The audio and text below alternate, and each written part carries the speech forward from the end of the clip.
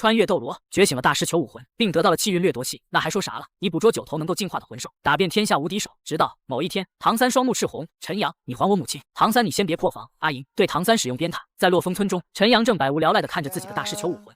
根据武魂特性，大师球应该能捕捉魂兽来为自己战斗。可现在自己只是一个刚觉醒武魂的魂师，虽然说是先天满魂力，但根本没有能力去实验。说起这事，陈阳就满心无语。当初给他觉醒武魂的，正是武魂殿执事素云涛。对方一眼扫过大师球，直接判定成毫无用处废物。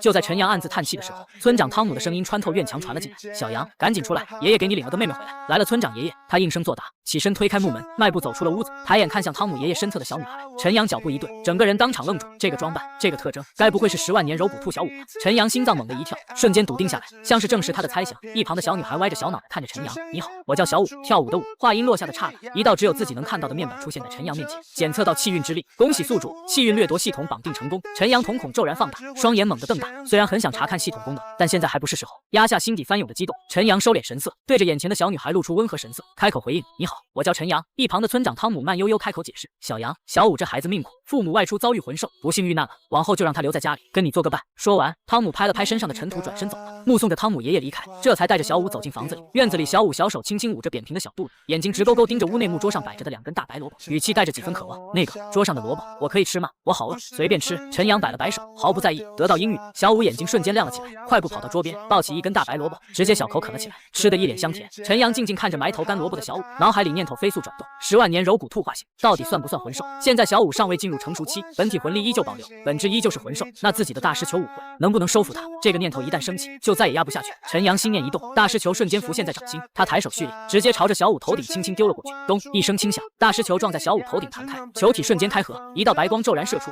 毫无防备的小舞，整个人直接被白光裹挟，瞬间吸入大师球之内。大师球坠落在地面上，开始左右剧烈摇晃起来。几秒过后，大师球直接碎裂爆开，白光散落，小舞一脸呆滞茫然，愣在原地。陈阳有些惊喜，果然如此。可大师球不是100%捕捉的吗？难道是小舞半人半兽凯棒？此时小舞也反应了过来，自己刚刚是被这个人类幼崽用东西砸。喂，你刚刚为什么用球砸小舞姐？还有，刚刚那个黑漆漆的地方是哪里？他叉着腰，连嘴里的萝卜都不香了。那是我的武魂，里面有一些好玩的东西，所以想请你去看看。陈阳面不改色，这瞬间勾起了小舞的兴趣，眼睛亮晶晶的。他凑近2步，满眼期待。好玩的东西，你没有骗小舞姐吧？当然没骗你。陈阳一本正经开口，顺嘴夸赞：“你这么聪明机灵，一般人可骗不到你。”这番话直接哄得小舞心花怒放，当即咧嘴露出笑容，头顶一对兔耳朵开心的上下晃悠。那倒是，那你再来一次，我要进去看看里面有什么好玩的。陈阳眼底闪过一抹笑意，轻声叮嘱：“可以。”陈阳抬手，再次唤出掌心的大师球，随手朝着小舞头顶丢去。咚，熟悉的撞击声响起，白光一闪，毫无反抗的小舞瞬间被吸入大师球内，紫白色的大师球掉落在地面，左右摇晃滚动3下，啪滋一声轻微的声响过后，大师球稳稳停在地上，彻底静止。陈阳面前直接弹出了小舞的专属信息面板。与此同时，一股暖流瞬间流遍陈阳全身，浑身说不出的舒坦，体内原本滞涩的魂力壁垒直接被冲破，一圈标准的黄色百年魂环缓缓从他脚底下升腾盘旋。陈阳愣了愣，仔细感知一番自身魂力，忍不住低声惊呼：“我这是直接冲到14级了！我去，难不成收服魂兽就能获得魂环？自己岂不是不用忍受痛苦去吸收魂环了？”同时也感觉到了大师球中隐隐传来被填满的感觉。看样子每10级只能收1个魂兽，可等他探查清楚第1魂技效果后，整个人当场傻眼。超！陈阳心里一阵无语，合着这技能只给收服的兽用，那他自己受伤压根沾不上光，跟那靠离体武魂作战的刚子一个路子。本来还指望能共享小舞的技能，这下算盘直接落空。就在他暗自吐槽时，冰冷的系统提示音在脑中响起：丁，成功与小舞建立羁绊连接，掠夺气运之子少量气运，奖励丰厚奇门坤字符合车，术法感悟直接灌入脑海，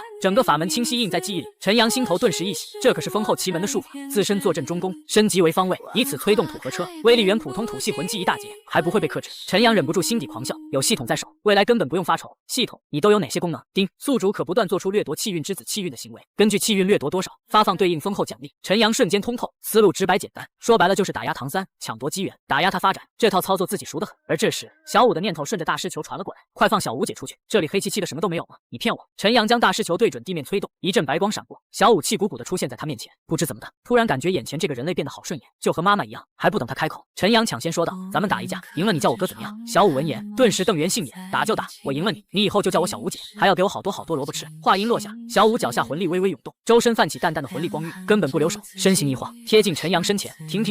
陈阳连忙抬手出声制止，小舞收不住冲势，脚下一乱，左脚直接绊住右脚，整个人往前一扑，脑袋重重磕在地上。嘶，好疼的！你干嘛突然叫停啊？他疼得到抽冷气，小手死死捂着额头鼓起来的大包。陈阳无奈抬手指了指四周破旧的木头，咱们去后山打，在屋里动手，要是把屋子砸坏了，今晚咱俩只能露天吹冷风。小舞想想冰冷的夜风，浑身打了个哆嗦，连忙点头，跟着陈阳往往后山走去，一路走到僻静无人的山林空地，两人分站两边相对而立。小五攥紧小拳头，浑身魂力微微翻涌，这下总没问题了吧？小五姐可要上了。话音落下，他身形骤然化作一道粉影，提速直冲陈阳，抬腿一记直踢，狠狠踹向对方。陈阳神色平静，脚下轻轻踏地，反复流转的巨大奇门阵图瞬间铺开，整片空地尽数被阵法笼罩。坤字、土和车，厚重巨石自地面轰然升起，横挡在身前。砰！小五一脚结结实实踹在石面上，巨大反震力顺着小腿传遍全身，震得他腿脚发麻，当即向后踉跄退开几步。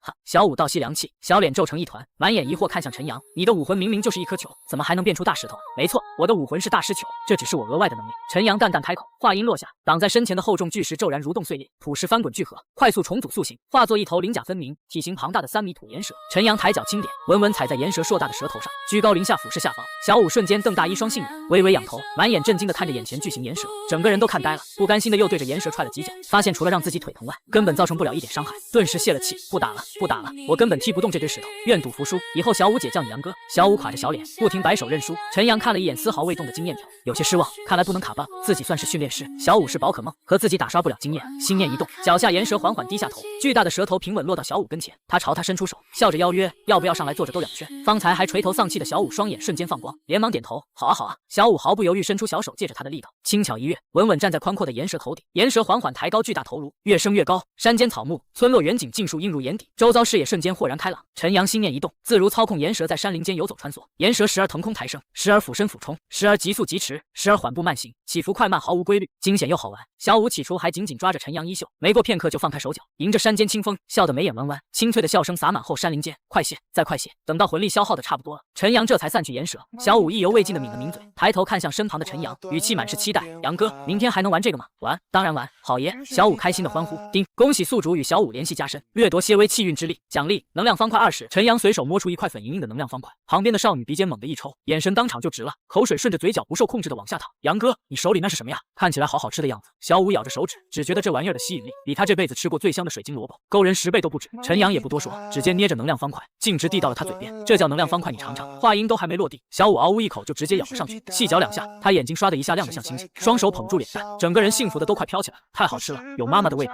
看着小五一副飘飘欲仙、彻底沦陷的模样，陈阳满脸纳闷，有这么夸张？他也掏出一块咬了一小口，口感软糯 Q 弹，入口清甜，还裹着淡淡的花果香气，味道确实不差，但远不至于痴迷到这个地步。不等他细想，小五已经舔了舔粉嫩的唇角，亮晶晶的眸子死死粘在他手里那半块剩下的能量方块上，满眼都写着渴望。杨哥，你手里剩下的还吃吗？这是我咬过的。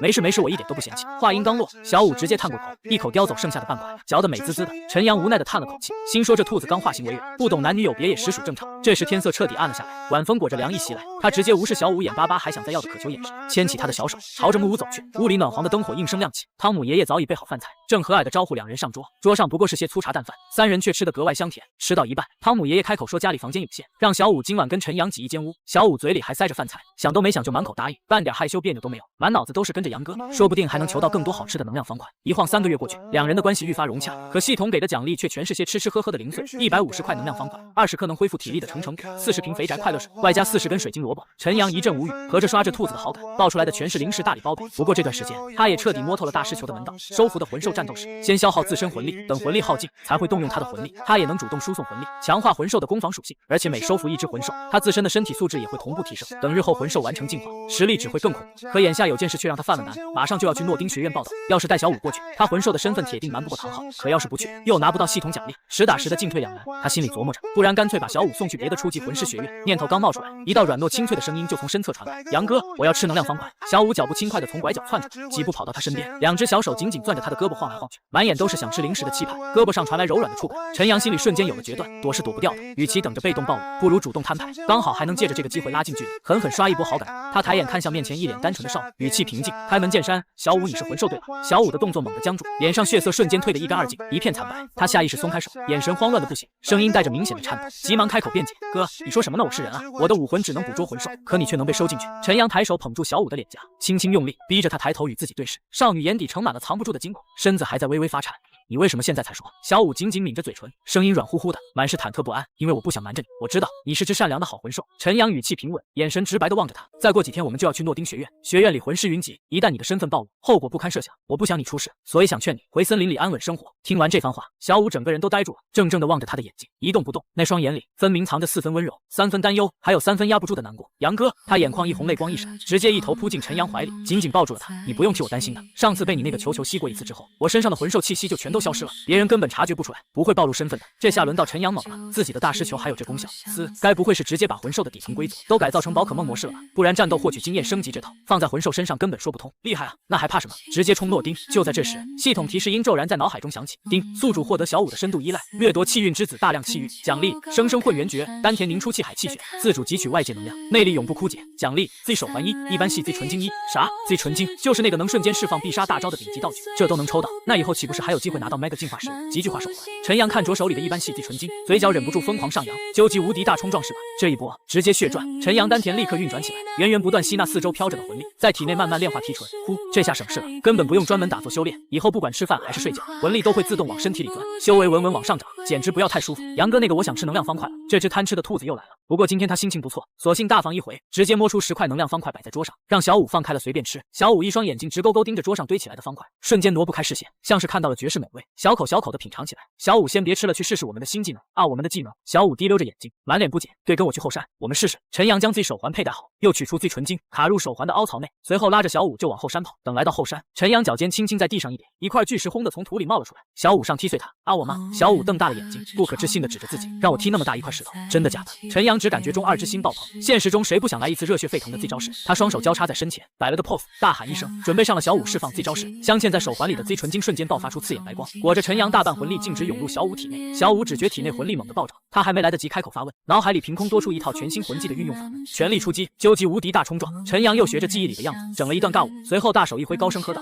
小五的心跳骤然和陈阳同步，一股一往无前的勇气顺着两人相连的魂力传到他心里。啊，小五姐跟你拼了！他猛地攥紧拳头，一声暴喝，浑身瞬间笼上一层纯白光晕，身形化作一道残影，抬脚狠狠踹向面前的巨石。轰隆，剧烈撞击声震得周遭的树都晃了一下，碎石尘土漫天翻飞。嗨可！陈阳捏紧鼻子，不停抬手扇开漫天扬起的尘土，等漫天烟尘缓缓散尽，前方用来试招的巨石早已碎裂一地，而小五则是躺在碎石堆里，双手抱着小腿哀嚎。哦，我的腿好疼啊！看着小五鼻涕眼泪呼了一脸，哭得可怜兮兮的模样，陈阳连忙跑了过去，蹲下身细细查看起来。我滴个乖乖，都干成折叠品了，这不对啊！我看动漫里使用的为啥没事？坏了，忘记小五现在是人类小孩的身体素质了，虽然力量足够，但身体骨骼承受不住。小五先进大师球里，这里面能养伤。陈阳拿起大师球，对准小五咻的一声把它吸了进去。宝可梦柔骨魅兔治愈时间10分钟，断了腿居然10分钟就能修复，还是说所有的伤势都只需10分钟？算了，小兔子已经很可怜了，等它治愈好后就轻轻扎一下再试试。小五在养伤，自己待在这也没事干，干脆回家休息。刚回到院里，陈阳瞪大了眼睛，我擦鸡哥你干嘛？只见那只大公鸡正站在桌子上，一下接一下的啄着能量方块，碎渣铺了整张桌子。咯咯，大公鸡扯着嗓子叫了一声，随后扑棱着大膀子飞到了陈阳肩膀上，亲昵的蹭着他的脸。这公鸡成精了，还是说因为能量方块？陈阳试探性的取出一块能量方块，放在手心上，果不其然，大公鸡伸着脖子就叨，合理太合理了，真就受累又挡气别。你怎么不说话了？我的宝贝怎么样了？小五的声音传来，鹅被鸡哥吃了就剩点残渣。什么哥？你快放我出去，我要和他单挑。陈阳耸了耸肩，反正10分钟已经过去了，小五的伤势已经治好。他取出大师球，将小五放了出来，刚一落地，小五一把揪住大公鸡的脖子，一个大嘴巴子就呼了上去。臭鸡，你赔我能量方块！大公鸡疯狂扑腾，小五一个不注意就被鸡爪抓破了一小块皮。哥他欺负我，6你一个魂师能被一只公鸡破防？陈阳无语了，但随即眼前一亮，破皮了好啊，正愁没理由实验大师球治愈的时间呢。鸡哥好助攻啊！小五，你手上破皮了，疼不疼？要不我给你治疗一下吧。陈阳趁机伸手把鸡哥从小五的魔爪上救了下来，随后拉着他的手臂对伤口处吹了吹。小五脸上一红，扭扭捏捏的说道：“哥我不疼的，废什么话进来吧你。”陈阳拿着大师球对小五的脑袋敲了一下，咻，宝可梦柔骨魅兔治愈时间10分钟，我勒个去，破点皮也是10分钟，那这不无敌了吗？几个魂兽轮着来战斗，那不妥妥永动机吗？耗都能给对方耗死。10分钟之后，小五再次回到了现实，看着胳膊上光滑的皮肤，满脸的兴奋，真的是什么伤都能治好啊！就在这时，汤姆杵着锄头从门外走了进来，问我们想吃什么。爷爷这只臭鸡欺负我。小五眼眶一红，委屈巴巴的指着前面。汤姆脸色瞬间沉下来，当即把锄头往旁边一杵。陈阳心里顿时咯噔一下，连忙上前想开口解释，爷爷这是个误会，别说了，小杨今天晚上咱们喝鸡汤。哎，抱歉了鸡哥，你安心去吧，你的遗体我们会好好享用的。饭桌上，汤姆开口，小杨啊，你们明天就要去诺丁学院了，爷爷没本事，只能让你们以工读生的身份进去。陈阳放下碗筷，脸上没有半分的嫌弃，而是感激和郑重。爷爷工读生也挺好，不影响我们成为强大的魂师。汤姆伸手抹了一把脸，小杨，如果你有什么事可以去找一个叫杰瑞的老师，他是我的弟弟，我提前给他写了封信。爷爷，那您弟弟魂力多少级？汤姆抬手捋了捋花白胡须，沉思片刻开口，应该是45级魂宗了。45级。级。陈阳心中暗自盘算，这个等级足够稳妥，等自己突破20级，获取第2魂兽完全不成问题。翌日清晨，陈阳和小五一同坐上牛车，朝着诺丁城的方向缓缓驶去。汤姆不想撞见弟弟杰瑞，便没有一同随行。等来到诺丁城学院门口，陈阳和小五刚下牛车，就被一个有些苍老的男人叫住：“你们就是小杨和小五吗？”陈阳抬头看去，这个男人的脸型和汤姆爷爷有8分相似，但比汤姆爷爷要更年轻些。我们是，想必您就是杰瑞爷爷吧？杰瑞面露慈祥地点了点头，拉着2人的手就要走进学校。但就在这时，陈阳忽然看见从远处走来那2个人，一个老头和一个穿着蓝色布衣的小男孩，隐隐约约还能听见那个老头叫那个小男孩唐三。原著里因为门卫看不起唐三，和他起了争斗，才把刚子吸引了过去，然后就是一系列的磕头拜师。那如果我提前把唐三整进去，岂不是能断了他前期的发育？一念到此，陈阳拉了拉杰瑞的手。杰瑞爷爷那边还有一个人要入学，不如带他一起吧。当然可以。杰瑞笑着应许，心里对这个小家伙的感官上了一个层次。小五表示不理解，索性安安静静的啃着水晶萝卜。等唐三和杰克走近，杰瑞直接对着唐三抬手招呼了一声：“喂，你也是新生吧？要不要跟我们一起进去？”闻言，老杰克先是一愣，随即脸上露出淳朴感激的笑容，连忙对着杰瑞拱了拱手道谢：“多谢这位大人的好意，这孩子第一次来诺丁学院，不懂规矩，正愁不知怎么入校，实在太感谢你们了。”一旁的唐三微微抬眸，看向眼前站在一起的2个小孩，不知道为什么心里总有股不舒服的感觉。奇怪，唐三皱着眉头，却始终想不明白问题出在了哪里。多谢老师，我叫唐三，这是我的武魂证明。唐三收敛心绪，上前恭敬递出武魂证明。杰瑞接过纸张扫了一眼，神色平淡，毫无波澜，不过是蓝银草罢，哪怕是先天满魂力又如何？说到底，依旧是公认的废物。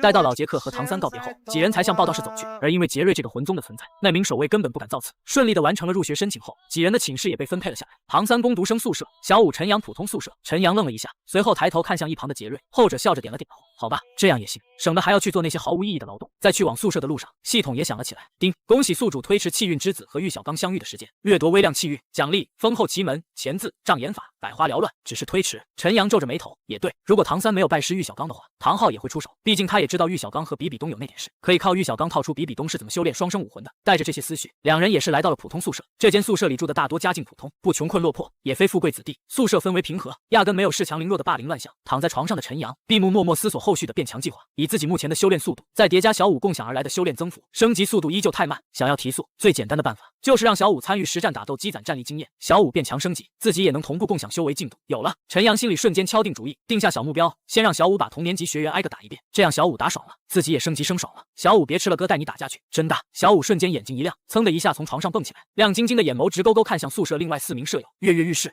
那个小胖子，你丫瞅啥呢？来跟小五姐练练。魂穿武魂殿，我成了4供奉雄狮斗罗独孙。3岁那年，爷爷带回同龄比比东做我的贴身侍女玩伴。6岁武魂觉醒，直接开出数值天花板武魂金发狮鳌，从此我左拳伤害高，右拳高伤害，平穿插普攻，魂技全增幅。你们信我，操作天花板说的就是我。供奉殿，雄狮斗罗走进大殿，千道流还是老样子，跪坐在6翼天使神像前。金鳄和青鸾斗罗在一旁闭目养神。雄狮斗罗一进门就憋不住，来来来，快来听听今天的大喜事！今天我孙儿孙女觉醒武魂了，你们猜猜觉醒出了何等天赋？千道流闻声停下祈祷，缓缓转身，神色淡然笑了笑。对他而言，寻常魂师觉醒根本不值一提，就算是先天满魂力也就那样，顶多加个长老而已。不过看老伙伴这么兴奋，想来2个孩子的天赋定然十分出众。金鳄和青鸾一眼就看穿他是来炫耀的，平时挺高冷一人，现在嘴角压都压不住。不过都是老兄弟，也不扫兴。金鳄就接话道：“我猜猜，先天7级以下不可能，8级你也不至于这么高兴，那就是9级。你孙儿继承了你的烈焰雄狮武魂吗？”青鸾也跟着说道：“先天9级烈焰雄狮，很不错的天赋了，加上咱们武魂殿资源稳稳到90级往上，有机缘的话，未来也能跻身供奉殿。恭喜啊，雄狮！先天满魂力他们没敢想，那概率太低，几十年才出几个，整个武魂殿2万年来也就6翼天使武魂能突破10级先天魂力的限制。”雄狮斗罗听完忍不住放声大笑，本来他确实觉得有9级就是大惊喜，在这实力决定为尊的世界，家族最怕武力断代。雄狮兴奋说道：“先说我孙女冬儿，她觉醒双生顶级兽武魂，死亡蛛皇搭配是魂蛛皇，更是实打实的先天满魂力。”此话一出，大殿瞬间安静下来。千道流眼底满是惊讶，双生武魂加先天满魂力，属实百年难遇。青鸾斗罗满脸错愕：“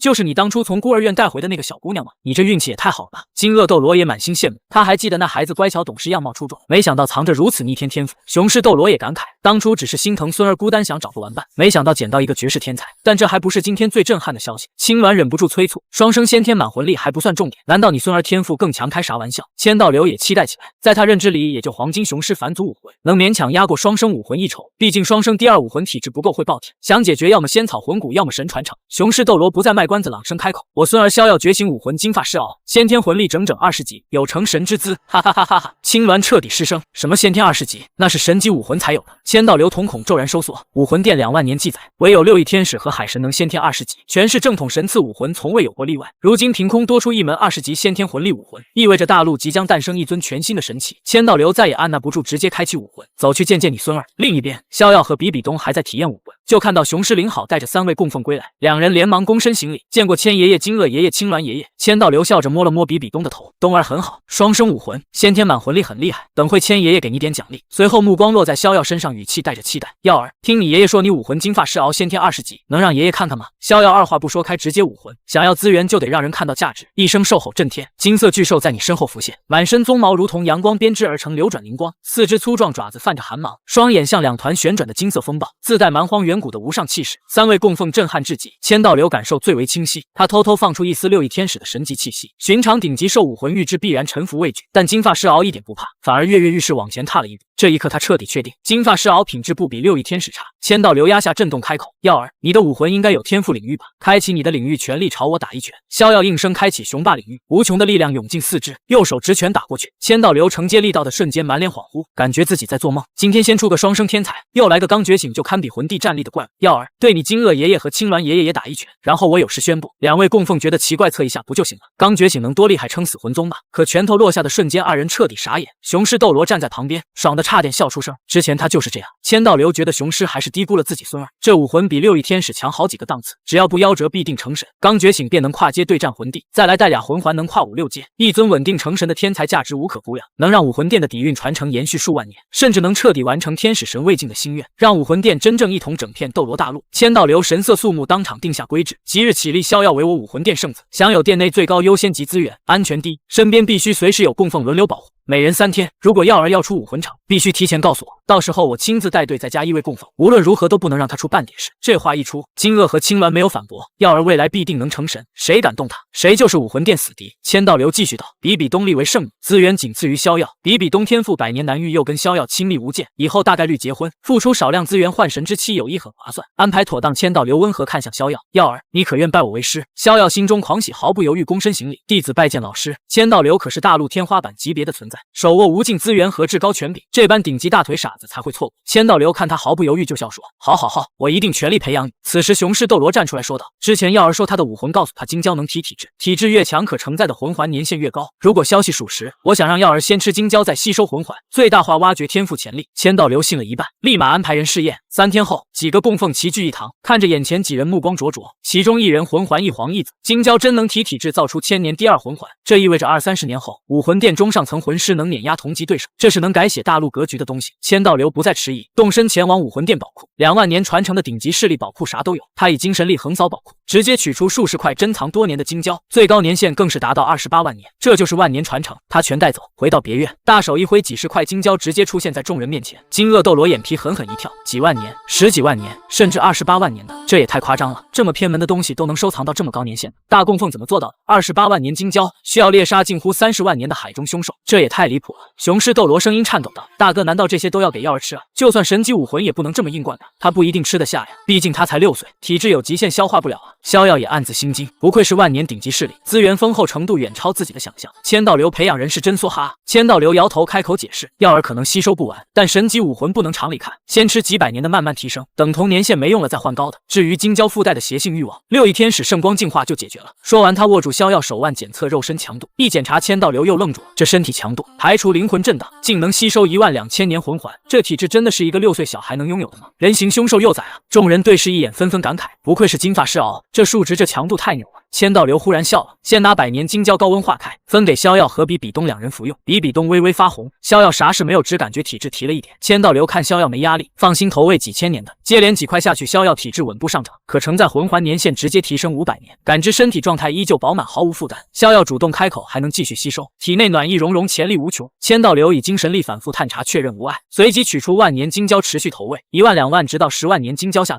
逍遥身躯才微微泛起红晕，催动武魂打起了拳，以此来消化药力。千道流直接开启武魂真身释放圣光治疗魂技，青鸾斗罗有使用自己的再生火焰罩住逍遥，在2位顶级斗罗的加持调理下，逍遥体质直接翻倍暴涨，可承载魂环年限飙升至26000年。雄狮斗罗彻底懵了，怎么会几乎无限吸收晶胶？这神级武魂有这么强的吗？其他供奉也震惊不已。比东吸收数千年晶胶就已然极限，逍遥却如同无底洞一般，吞几万年、10万年晶胶一点事都没有，这到底是什么怪物？雄狮斗罗紧张询问：“耀儿，感觉身体咋样啊？”逍遥握拳笑着回：“爷爷，我感觉很好，体质提升好快。”雄狮放心了点，但还是紧张。千道流沉吟片刻，提议：“耀儿，要不等你30-40级的时候，再尝试10几万年、20多万年的晶胶。”逍遥摇了摇头：“不用，老师，继续来吧，我感觉还远远没有达到我身体的极限。”千道流见他状态稳定，不再劝阻，继续炼化10几万年的顶级晶胶，精纯能量入体，逍遥感觉更暖，像泡温泉一样，精力旺盛。又开启武魂打拳，2天多过去，几位供奉早已被震撼到麻木。逍遥一次次打破他们的固有认知，直至28万年晶胶完全吸收殆尽，他们用看怪物的眼神看向逍遥，最后测了一下，可吸收魂环年限达到41000多年，这还是刚刚觉醒武魂没魂环的孩子，怎么跟开挂似的？比东看着这恐怖的差距，他知道自己拼命追也追不上了，他的天赋百年一出，但碰上少爷忽然明白了一件事：天才和怪物不是一回事，一点道理都不讲。千道流让逍遥朝他们挥拳看力量如何，四下闷响，屋里又静了。几个供奉眼神复杂对视，都看出彼此的满心麻木。此前刚觉醒堪比魂帝的战力，如今已然逼近魂斗罗，这还是人吗？唯有逍遥心中了然，原著万年金发狮鳌便可媲美47万年雄军，换算人类战力等同于5环魂王，对标99级封号斗罗。如今自己尚且有所保留压制力量，待后续5环成型便可直面真正的雄军级别强者。沉寂过后，青鸾率先开口：“现在可以复魂环了吧？说是能承受4万多年的魂环，但灵魂震荡咋办？”千道流淡然开口：“灵魂震荡不用担心，之前测过金发狮鳌加雄霸领域，10万年以下灵魂震荡没影响，10万年以上可能也没事，但没必要测那么高，够用了。”惊愕青鸾雄狮已经没力气震惊了，只是在心里平静的想：好变态。千道流当即敲定猎魂计划，供奉殿一起行动，我全程陪耀儿，你们3个去找适合耀儿的魂兽，要超级魂兽层次有黄金血脉最好，年限4万左右，争取3个月内集齐2枚顶级魂环。逍遥听完暗自感慨，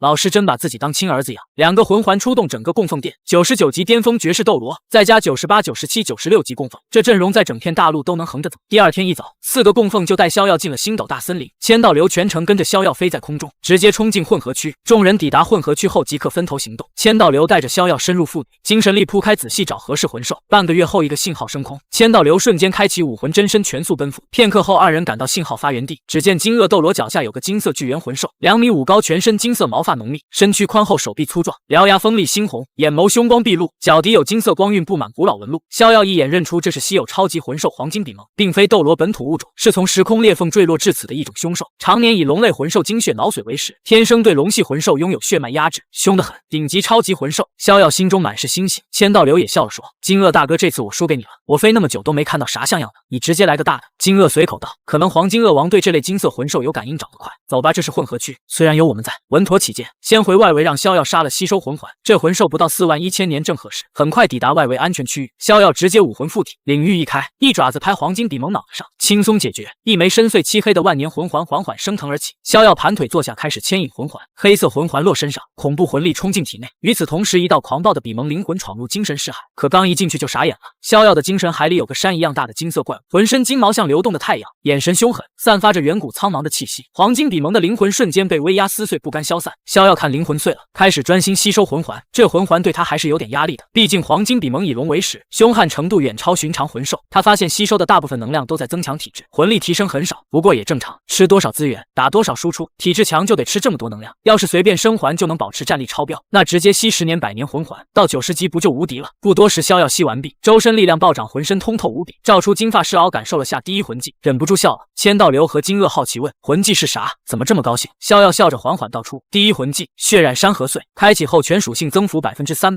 可惜吸收附近敌人血液转成魂力、精神力、体力，效果持续至魂力彻底耗尽为止。”千道流和金鳄满脸骇然，金鳄斗罗声音颤抖哆嗦道：“这什么第一魂技？这什么变态增幅？怎么还能无限续航？”边打边回血，千道流也惊得说不出话。武魂殿2万年历史也没出过这么猛的魂技啊！超高全属性加成，搭配永久续航机制，4万年魂环带的魂技有这么强吗？还是说魂环碰到金发狮鳌被带飞了？这种情况少，但不是没有。比如六翼天使和蓝银草同时吸10年冰蚕，六翼天使魂技肯定比蓝银草强，顶级武魂自带天赋加成，不管是数值还是机制，逍遥内心也是无比满意。他的武魂不需要花里胡哨的魂技，只要极致全属性增幅，搭配续航回血，足以支撑自己持续作战，越战越强。精气神全程在线，不会出现战力下滑。千道流又带逍遥出发找第二魂环，金鳄斗罗往另一个方向走，逍遥满心期待第二魂环的天赋效果。